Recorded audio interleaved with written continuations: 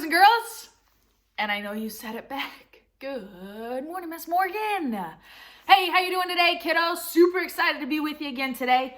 Here with my coffee and my cat. Just in the raw and my jammies because I wanted to get up and read with Miss Morgan's kiddos today some Maniac Magee. But first, you know Miss Morgan's weird. You know she likes to do weird things. And you guys just accept it. So I thought, hey, I got to keep it up. They're probably missing the weird things Miss Morgan does. So today, I'll play you guys a little song. Okay? Here it goes. Miss Morgan's kiddos, I miss you so much. I hope you're doing well and chipping away at that packet, 'cause that's a responsible thing to do. Thank you. I can't wait to see ya. I don't know when that will be, but I know you're reading, 'cause you just subscribed to Epic like I sent it out. COVID-19. We don't like you. Okay. If you can't tell, I rehearsed that and really practiced that a lot. I didn't, guys, okay? Time to tune in for Maniac Magee. There's your weirdness for the day. Hopefully Lenny stays out of the camera. We are on chapter 29 today. Yesterday we read 27 and 28. Maniac is teaching old Grayson how to read. And they've really created quite a special bond. Grayson stayed the night last night with Maniac. Maniac asked him to sleep over. And they've really created quite a cool bond. So we're going to see what happens with Grayson and Maniac today. Chapter 29. For most of November, Winter toyed with 2 Mills, whispered in its ears, tickled it under the chin. On Thanksgiving Thursday, Winter kicked it in the stomach. I love that reading right there. Jerry Spinelli is such a good writer, right? What is that? Do you know what that is? When something that's given human characteristics, but it isn't a human? Personification. I know we talked about that. But that didn't stop the old man and the boy from joining the 10,000 who thronged to the stadium to the boulevard to see the traditional high school football game. The Arctic air laid plains of ice over the crayfish-edged pools of Stony Creek. The effect was the opposite on human noses. Maniacs and Graysons ran like faucets and not a handkerchief in sight. They deputized their sleeves and grabbed handfuls of napkins from the restaurant stands.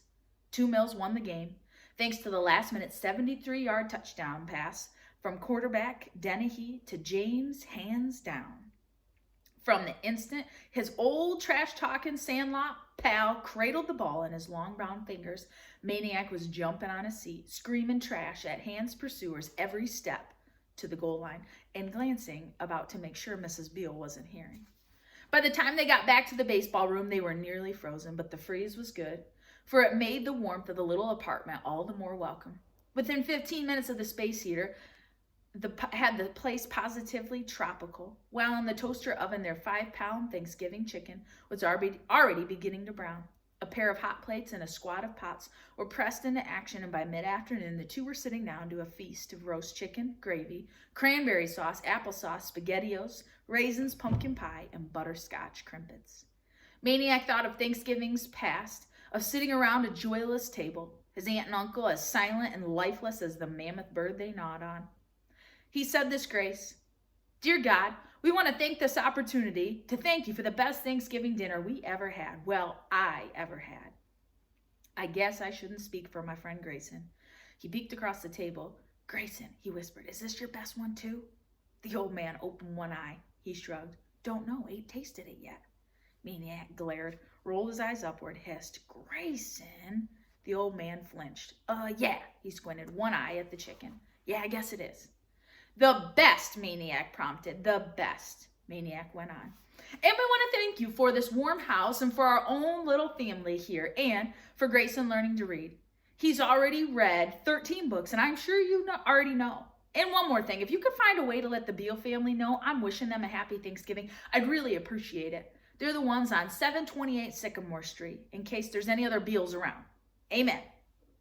"Amen," said Grayson. They stuffed themselves silly, then collapsed and listened to polka music. Grayson had brought over a record player a week before, along with his entire music collection, 31 polka records. Grayson loved polkas. Of course, one cannot listen to polka music for long before getting up and dancing, which is what the two Thanksgivers did as their soon bloated stomachs allowed.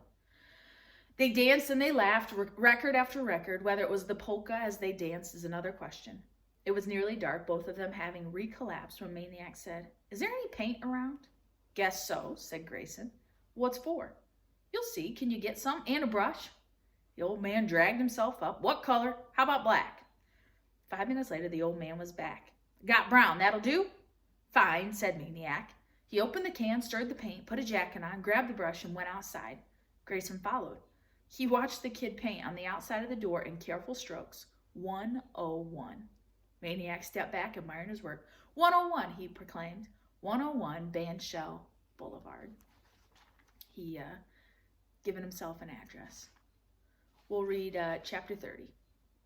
If Thanksgiving was wonderful, Christmas was paradise. By now, Grayson had officially moved out of the Y and into 101 Bandshell Boulevard. Thanks to his long acquaintanceship with the locker room attendant, and he and Maniac were privileged to continue using the Y shower facilities at their pleasure. For decoration outside, they nailed a wreath to the door. This one was only one small window, and it had no sill to hold the candles. Some spray snow had to do. Inside was another story. Santa's elves themselves would have felt at home. Strings of popcorn strooped across the ceiling. Evergreen branches flared at random, dispersing their piney aroma. Wherever there were a few vacant square inches, something Christmassy appeared. A matchbox crochet, a porcelain Santa, a partridge, and a pear tree. One day, Grayson dragged a pair of tree limbs in and started swaying away. When he was finished, a wooden reindeer stood in the room, big enough for Maniac to ride. Of course, the tree got most of the attention of all. By the time the two of them finished trimming it, their tree trimmings instincts having languished for so many Christmases. Hardly a pine needle could be seen under the tinsel and balls and whatnot. In fact, they were delighted with their effort, and the urge to trim still full upon them. One room was simply too small to hold the spirit bursting. So they went outside and crossed the creek and tramped the woods until they came to a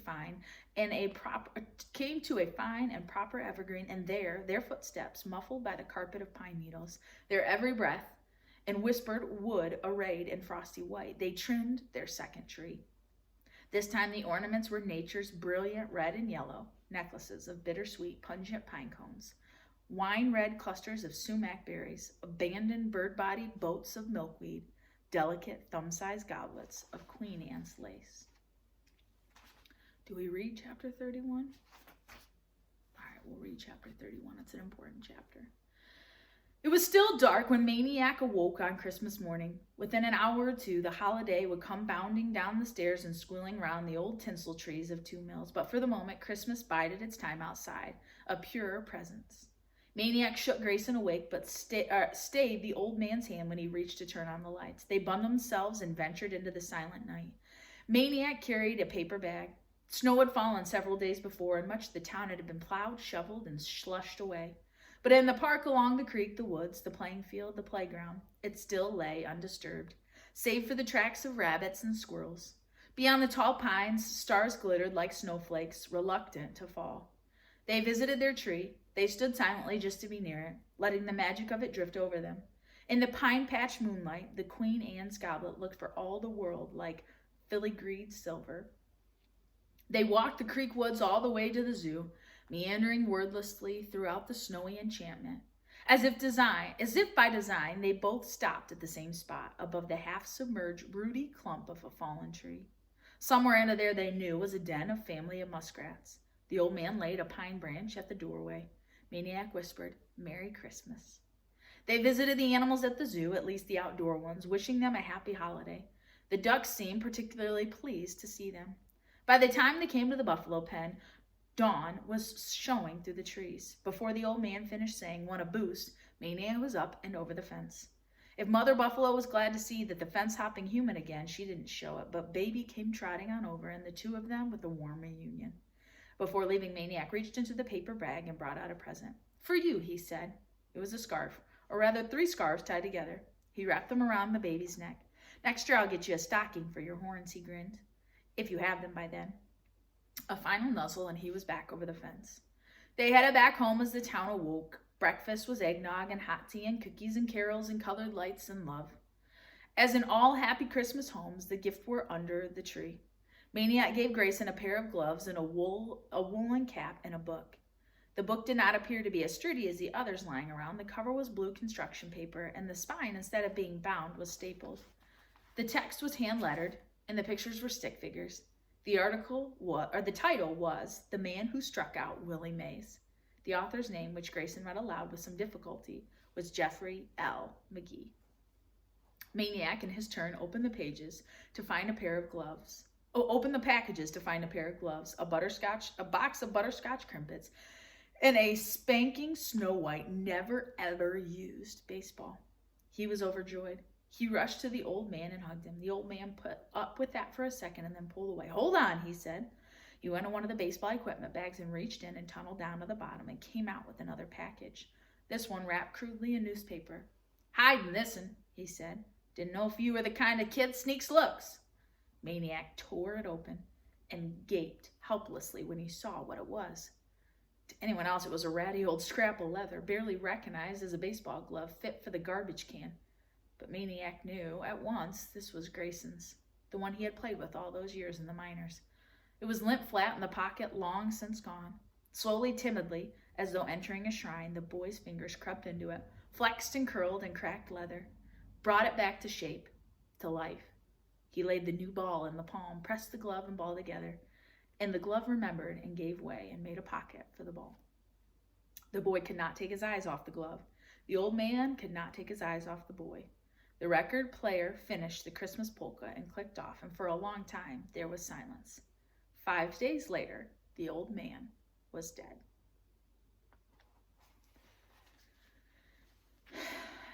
Tough ending chapter. I knew that was coming. Grayson passed away. So we'll finish and see what Maniac thinks of that. Has really come to love this old man, finally had his own address with him, gave him this really special gift for Christmas, and then Grayson passed away. First time I read this book, I was a shock, right? Ugh, hit you pretty hard. So hopefully you tune in tomorrow to find out how this story ends, because we're getting near the finish. Okay. Hope you guys have a great day. You're staying safe. Keep chipping away at that packet. Check out Epic. Make sure you're logging on to Prodigy. I can see your progress on there, and Core 5. Make sure you're doing all that good stuff. Have a great day. Get outside if it's warm enough. Love you guys. Miss you guys. Change lives. Go Mounties.